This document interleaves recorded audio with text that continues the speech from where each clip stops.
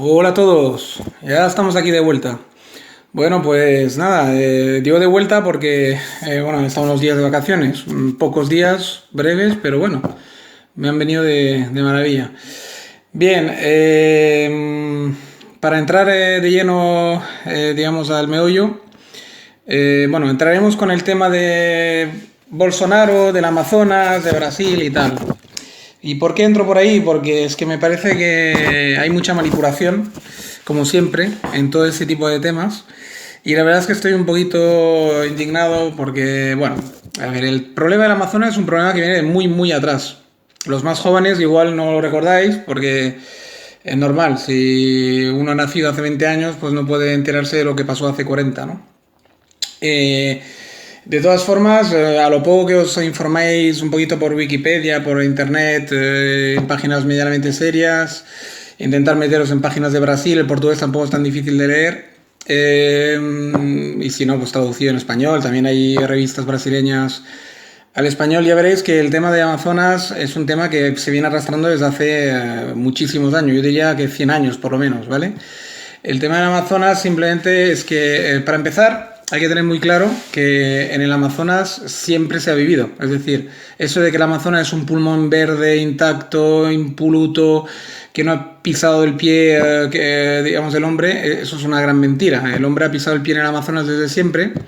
Siempre ha habido tribus, siempre ha habido cazadores, recolectores, grupos, etnias que han vivido en el Amazonas, en el corazón del Amazonas, por lo tanto, la mano del hombre siempre ha estado en el Amazonas, es decir, que virgen hasta cierto punto, ¿vale? O sea, quiero decir, no imaginéis el Amazonas como algo desierto, totalmente solo poblado de animales salvajes y tal, porque no, porque el hombre siempre ha metido la zarpa ahí y lo único que ocurre en los últimos 40, 50, 60 años que con la tecnología y con la llegada de los colonos europeos hace 300 años, 400, 500, y digamos, como decía, la tecnología actual y los descubrimientos y las necesidades de nuestra sociedad actual, que necesita muchos minerales, metales de todo tipo, etcétera, maderas y todo tipo de y muchos kilómetros de tierra cultivable, pues simplemente con la tecnología actual, decía, tractores, etcétera, petróleo, o sea, máquinas, todo se traduce en máquinas, digamos, con mucha potencia, pues se puede desbrozar y se puede, digamos,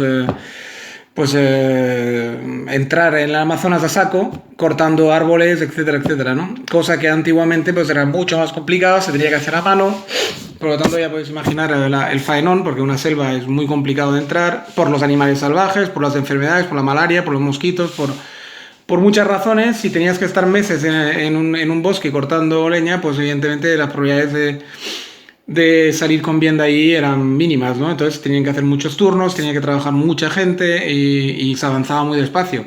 Pero actualmente, pues evidentemente con las tecnologías actuales se puede devorar una zona pues en un pispás, ¿no? O sea, quiero decir, en 2 meses te puedes cargar el equivalente de una comarca entera española cualquiera de vuestras regiones, ¿no? Entonces, digamos que eso es el problema, el gran problema de Amazonas, ¿no? Y eso como decía, es un problema que no viene de ahora, no viene ahora por los 4 incendios y por todo el revuelo que se ha armado. Este revuelo se ha armado, como siempre, por manipulación, digamos, de los medios, porque simplemente está Bolsonaro, que Bolsonaro hay un gran sector que no le gusta, hay un sector en el mundo político mundializado que no le gusta a Bolsonaro porque pertenece a los enemigos, al otro sector de mundialistas, pero contrario, el bando contrario. Y evidentemente, pues el bando, digamos, contrario a él, pues ha aprovechado incendios que son endémicos, que se producen muchas veces solos y otras veces por la acción del hombre, una combinación de ambos, pero que cada año se producen esos incendios y cada año se quema una superficie bastante grande de las periferias del Amazonas, no del Amazonas profundo, de las periferias ya previamente cortadas por el hombre desde hace años y años. Y ahora pues quieren culpar a Bolsonaro de todos los males del Amazonas, pues simplemente para descreditarlo, para ir desgastando su figura y porque hay todo un sector que no le gusta a Bolsonaro, ya está, ¿no? Igual que hay un sector que no le gusta a Trump y están todo el día dando la matraca con Trump, ¿no? O sea, quiero decir que esto está muy claro, lo tenéis que tener en cuenta, que siempre que veis un medio de comunicación X o Y, siempre es tendencioso, siempre tiene tendencia, y alguien que le paga detrás, que tiene tendencia a favorecer pues, sus intereses, o la gente simplemente que le paga, etcétera. Entonces tenéis que siempre mirar las cosas con mucho ojo. Una vez dicho esto, no quiere decir que Bolsonaro sea un santo, no quiero decir que Bolsonaro a lo mejor haya acelerado todavía más la destrucción del Amazonas, puede ser que con sus, digamos, políticas ultraliberales a lo Trump y tal, porque este pertenece a los ultraliberales de corte, digamos, ex de derechas, podríamos decir. Bien, yo no digo que no haya una aceleración, que este hombre no haya dado luz verde a las grandes corporaciones y todo lo que hay detrás de todos sus intereses por tener más tierras de cultivo para destruir o avanzar más rápido. Yo no digo que no, pero esto no quita, lo cortés no quita lo valiente, es decir, que no quita que hay una exageración brutal. Hay una desinformación porque no se informa correctamente, no se dice, el Amazonas se está quemando por culpa de Bolsonaro, se deja entender. Y no se dice que, primero, esto se lleva quemando desde hace años y que desbrozando el Amazonas se lleva desde hace decenios de años. Y que detrás de todos esos intereses, además, lo que no se dice es que muchas publicidades que patrocinan ese diario que te está diciendo que te está comiendo la cabeza, tanto sea radiofónico como televisivo, evidentemente muchas multinacionales que se anuncian son culpables indirectos de todo lo que ocurre en el Amazonas, porque evidentemente si hablamos de Nestlé, hablamos de muchísimas grandes empresas europeas de alimentación, están encantados de que haya más tierras de cultivos en Brasil, más mano de obra barata en Brasil y más y poder plantar pues lo que convenga, soja, cacao, palma o lo que fuera, ¿vale? Para sus grandes empresas de alimentación. Entonces, hay mucha hipocresía detrás de todo esto, muchas falsedades, muchas historias, y por eso pues me gusta informar bien de lo que ocurre en el Amazonas, ¿vale? Que no es nada nuevo bajo el sol y que aquí hay muchos intereses por siempre pues destruir al rival, ¿no? Político.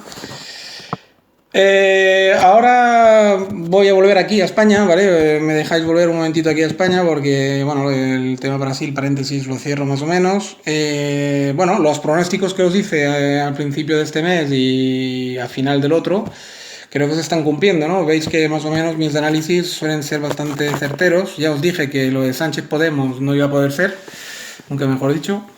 Y os lo comenté, os lo expliqué pues por una razón muy simple, ¿no? Porque ya os comenté bueno, que al mundialismo y al europeísmo y a la gente, digamos, que manda actualmente bueno, a un sector de Estados Unidos importante, etcétera, pues no le conviene, no lo ven bien, no conviene que esa coalición se dé porque Podemos está en el campo enemigo de la parte de mundialista que apoya a Sánchez y porque a nivel interno español, evidentemente, es una unión que ningún gran empresario español, que ningún gran banco español, ni ninguna gran potencia de España, digamos, que tenga una potencia económica y algo que decir en España, le conviene una Cataluña separada de España. A nadie le conviene esto, ni a la propia Cataluña en realidad. Pero bueno, eso es harina de otro cantar.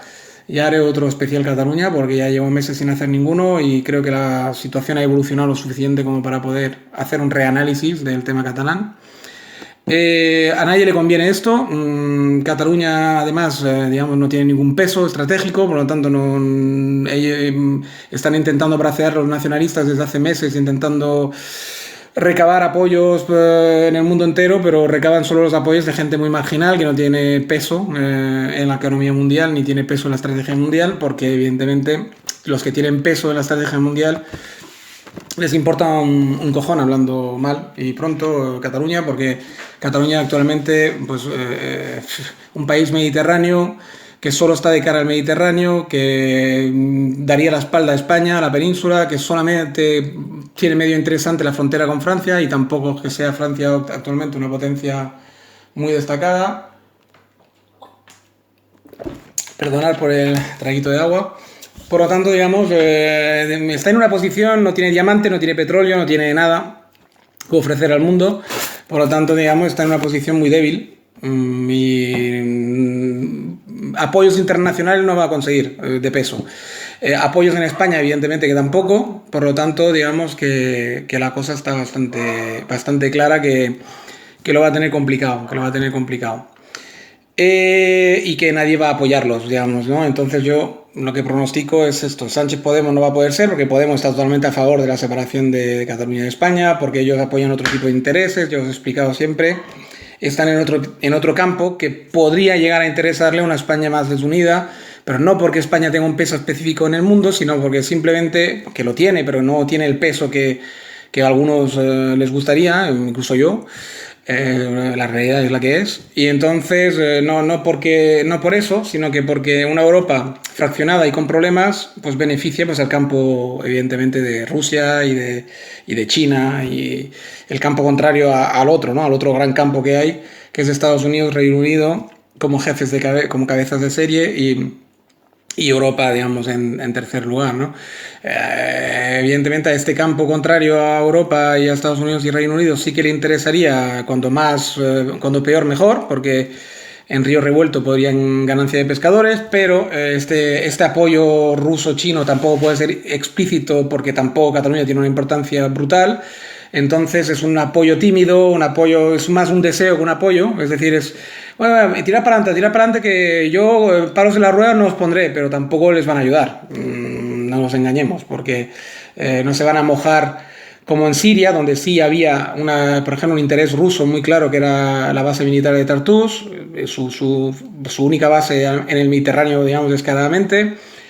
Y había toda una serie de intereses petroleros, etcétera, en Siria, que sí que valía la pena mojarse, incluso arriesgarse a provocar a Estados Unidos y arrastrarse incluso casi en una tercera guerra mundial, porque había pues, intereses cruzados muy importantes para Rusia y para China, de rebote, y ahí sí que valía la pena, aunque sí ya tenga el tamaño de Cataluña o un poco más, pero ahí valía mucho la pena porque sí ya está en un sitio ahora mismo estratégico mundialmente y que donde pues sí que había mucho que ganar, ¿no? Y poco que perder. En Cataluña es todo lo contrario, habría poco que ganar y mucho que perder. Entonces, el tema catalán, pues no va a poder ser seguramente porque Podemos tampoco tiene un poder tan decisivo dentro de España y más bien lo está perdiendo a marchas forzadas porque ningún español, de hecho, le hace mucha gracia que Cataluña se separe. Dentro de Cataluña hay muchísima gente que tampoco queremos separarnos, por lo tanto, digamos que es un juego que ya está casi perdido, pero bueno, evidentemente ellos lo van a intentar hasta el final, porque es casi su razón de ser, ¿no? A los nacionalistas catalanes, de hecho, no viven de otra cosa que de esto, y Podemos, dentro de cabe, todas las causas perdidas es lo único que le hace ganar votos, ¿no? O sea, causas perdidas y causas, digamos, imaginarias o inventadas o exageradas, ¿no? Bien, el tema de la tensión Rusia, China y tal, y sus satélites, todo lo que estamos viviendo en Irán, en el Golfo Pérsico, etcétera. Bueno, tenéis que tener en cuenta que ahí, pues, ahí está el encontronazo de las dos fuerzas, ¿no? El eje ruso-chino contra el eje USA-Reino Unido-Europa. Con sus satélites, que por una parte Irán y Venezuela están en el eje ruso-chino y luego pues estaría pues Irak casi a la fuerza porque por invasión y derrota y otros, Egipto, etcétera, que están en el campo americano y bueno, y Arabia Saudita, evidentemente, en el campo americano. Y bueno, y ahí tenéis la escenificación de lo que podría llegar a pasar en caso de que se desmadrara todo y tal y cual, ¿no? O sea, es que tenéis que tener en cuenta que igual que en el pasado Europa fue un poco el campo de batalla de dos formas, de los mismos ejes prácticamente, ¿eh? El ruso, solo que Alemania, digamos, cogió pues como un poco de actor principal, ¿no? Pero era un poco los dos sistemas más o menos de visión del mundo que se enfrentan, ¿no? Una visión del mundo, digamos, como más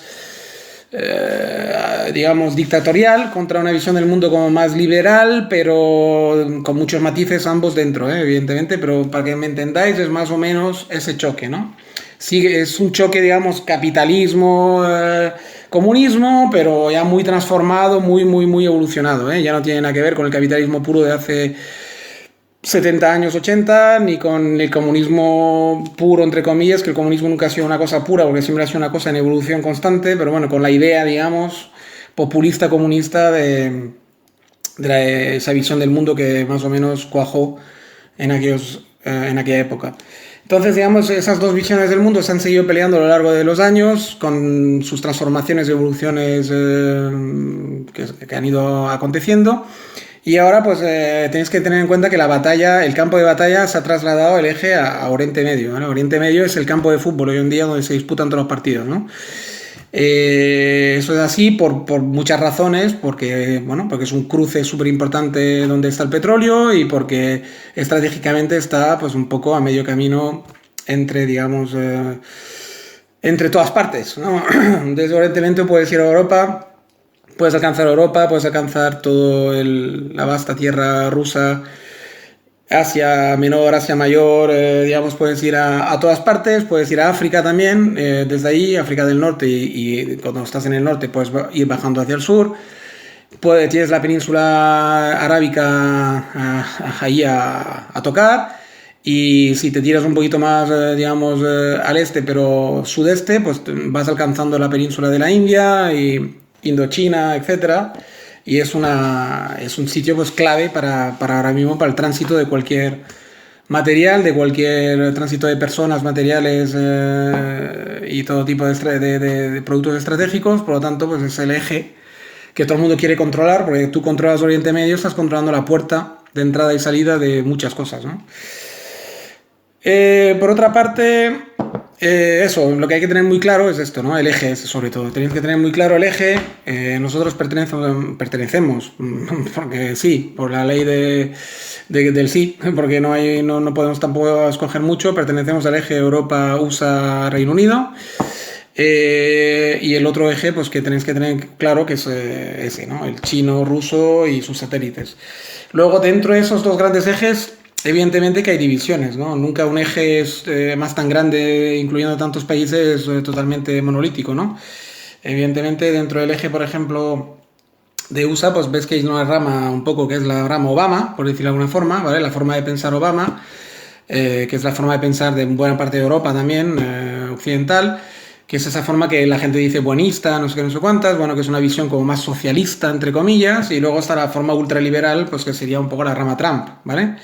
Trump, Bolsonaro, etcétera, ¿vale? Entonces tenéis que tener en cuenta que dentro de esa misma rama nuestro eje está dividido en dos también, ¿vale? Y por eso a veces veis como noticias contradictorias, apoyos extraños y movimientos raros, porque hay digamos, ejes peleándose con sus subejes cada uno, peleándose entre ellos, y por eso hay a veces como con noticias contradictorias y acontecimientos extraños que uno no alcanza a entender, pero sí, si lo veis desde la visión esta de que dentro de nuestro eje hay dos ejes, pues ya es más fácil de entender. Dentro del otro eje chino-rusa, es que ya China y Rusia ya son dos ejes, quiere decir que es un eje.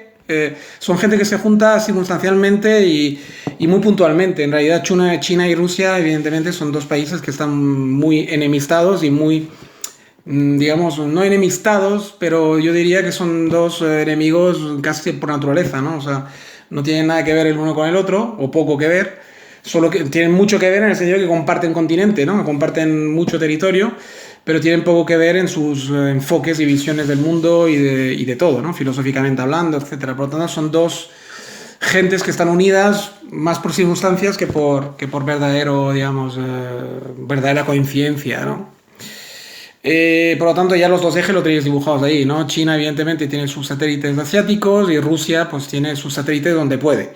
En Siria, en Venezuela, en Cuba, donde le han dejado, ¿no? De hecho, lo que ha heredado es sus ejes, digamos, de sus socios son muchas veces herencia comunista, ¿no? De la URSS, ¿no? Bien, ahora una vez dicho todo esto, yo creo que ya iremos acabando, ya veremos cómo sigue todo esto. No pronostico o no creo que le lleguen a la locura de una guerra total, ¿vale?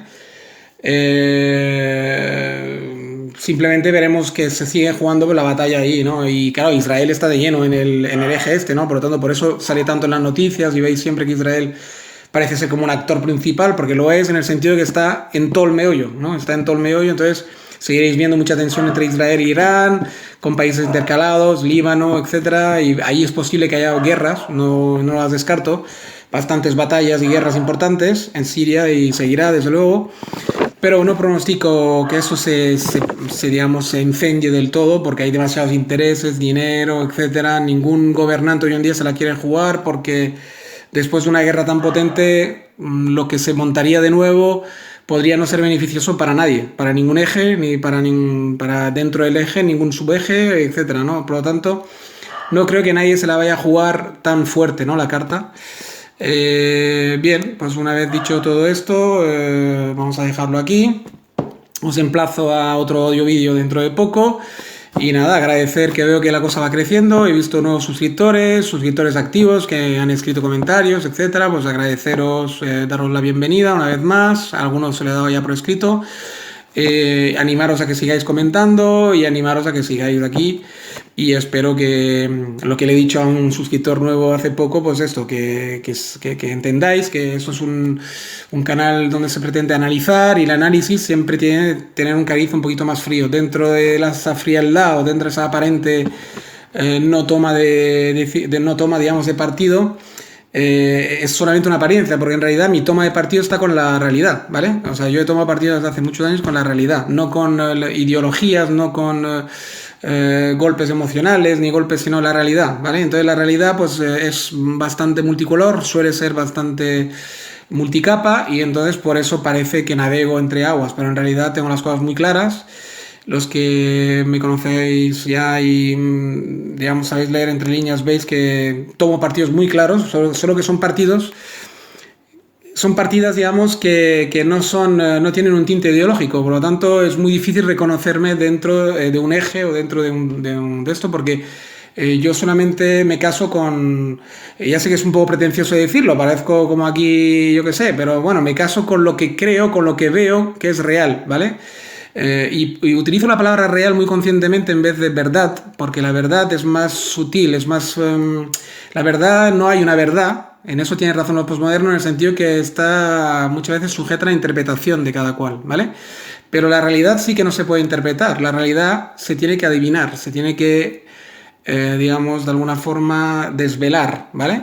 Y la realidad está ahí, lo que pasa es que está oculta tras muchas capas de ideologías, de chorradas, de emociones, religiones, y hay que sacar todas esas capas para luego ver pues, lo que hay en realidad debajo de todo esto, ¿no?